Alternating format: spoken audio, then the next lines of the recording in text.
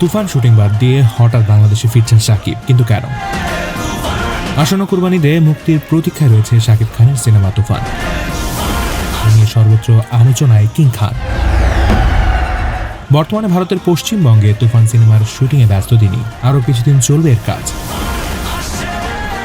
তবে তুফানের শুটিং থামিয়ে হঠাৎ দেশে ফিরছেন শাকিব খান। তুফানের শুটিং এর মধ্যে কেন দেশে আসছেন শাকিব? জানা যায় 11ই মে একদিনের জন্য ঢাকায় আসবেন শাকিব খান। তার ব্যবসায়িক প্রতিষ্ঠান রিমার্ক হার্লেনের একটি ইভেন্টের কাজে আসছেন তিনি ঢাকায়। মূলত যুক্তরাষ্ট্রের তালিকাভুক্ত যেসব কোম্পানি ঢাকা অবস্থিত আমেরিকান এম্বাসির উদ্যোগে সেগুলো মেলার আয়োজন হচ্ছে রাজধানীর ইন্টারকন্টিনেন্টাল হোটেলে। এই উপলক্ষে রিমার্ক হার্লেনের ডিরেক্টর শাকিব খান তার কোম্পানির পক্ষে উপস্থিত থাকবেন শনিবার 11 মে বিকাল 3টায়। জানা যায় রিমার্ক হার্লেনের গ্র্যান্ড প্যাভিলিয়নে যে কেউ আসতে পারবেন, সেখানে শাকিব খান থাকবেন। যে কেউ শাকিব খানের কাছাকাছি যাওয়ার সুবর্ণ সুযোগ পাবেন। এই আয়োজন শেষ করে আবারও পশ্চিমবঙ্গে উড়াল দেবেন শাকিব খান। তার অভিনীত তুফান সিনেমা আসন্ন কুরবানি ঈদে মুক্তি পাবে। রায়হান রাফি পরিচালিত সিনেমাটিতে আরও অভিনয় করেছেন চঞ্চল চৌধুরী, মিমি চক্রবর্তী, মাসুমা নাবিলা, ফজলুর রহমান বাবু সহ আরো অনেকেই।